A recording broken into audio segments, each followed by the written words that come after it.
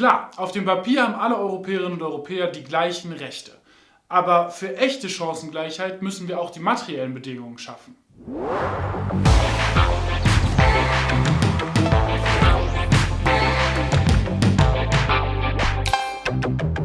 Moin!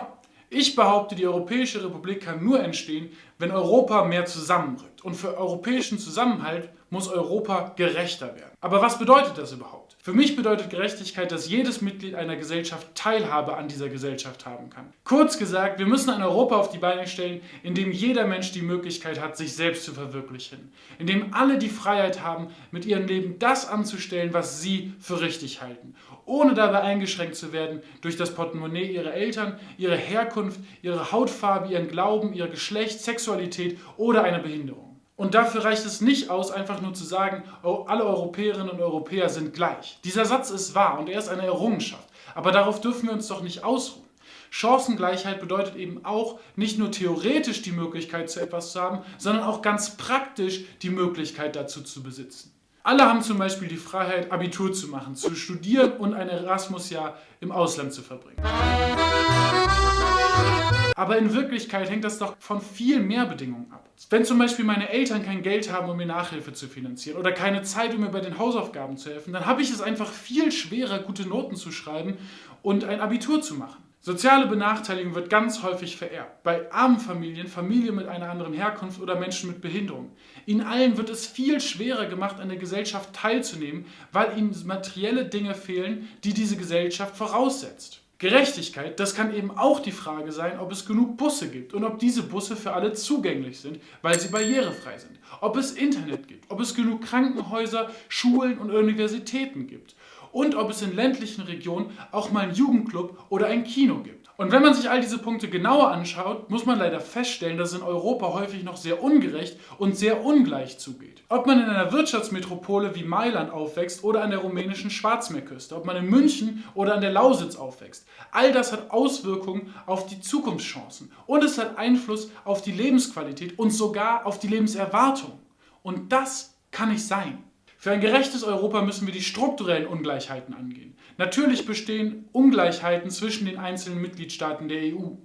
Niemand kann leugnen, dass es ein besseres Bahnnetz in Holland gibt als in Griechenland. I like trains. Dass die Schulen in Finnland besser sind als die in Rumänien oder dass die Jobchancen in Deutschland besser sind als in Spanien. Das zu erkennen ist der erste Schritt, das zu ändern der nächste. Um gute Lebensbedingungen in ganz Europa zu schaffen, müssen wir die Strukturen vor Ort ausbauen. Und wir müssen eine nachhaltige Wirtschaft aufbauen, die gute Jobs bringt, ohne die Umwelt zu zerstören. Eine wirtschaftliche Zukunft gibt es für Europa nur, wenn diese ökologisch und sozial ist. Deswegen brauchen wir Investitionen in eine emissionsfreie Produktion und in kleine Unternehmen. Tischlereien, Bäckereien, Start-ups, Hundefriseure.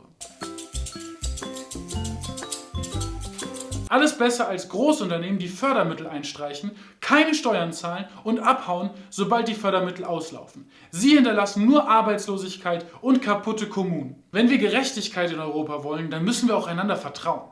Wir müssen darauf vertrauen, dass die Leute vor Ort, die in den strukturschwachen Regionen, die Ungerechtigkeit erfahren, genau wissen, was sie brauchen für ein besseres Leben. Wir brauchen mehr Bürgerbeteiligung und müssen auf die Vorschläge von den Menschen vor Ort hören, statt auf die Ratschläge von LobbyistInnen und Großkonzernen.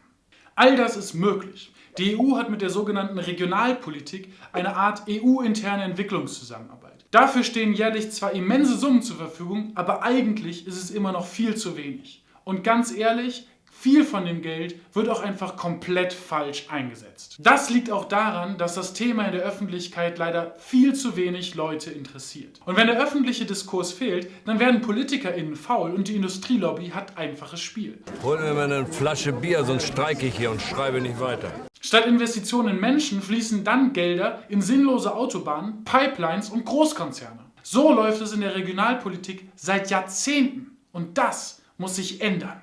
Lasst uns gemeinsam einen Neuanfang einleiten. Lasst uns anfangen, Regionalpolitik neu zu denken. Lasst uns anfangen, die Gelder aus Brüssel besser, gerechter zu verteilen. Lasst uns anfangen, Ungleichheit zu beenden. Lasst uns anfangen, Gerechtigkeit zu fördern. Gleiche Rechte auf dem Papier zu haben, ist ein wichtiger Schritt für mehr Gerechtigkeit. Aber wenn man wirklich Gerechtigkeit will, dann muss man eben auch die materiellen Bedingungen dafür schaffen.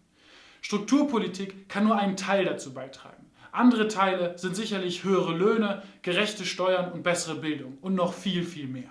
Aber irgendwo muss man ja auch anfangen. Und ich glaube, dass man mit Strukturpolitik am schnellsten, am meisten erreichen kann. Ja, vielen Dank, dass ihr euch das Video angeschaut habt. Und was bedeutet denn für euch eigentlich Gerechtigkeit? Welche Maßnahmen würdet ihr vielleicht, wenn ihr die jetzt sofort umsetzen könntet, als erstes ergreifen? Schreibt es mir gerne in die Kommentare und wenn es euch gefallen hat, dann lasst gerne einen grünen Daumen da.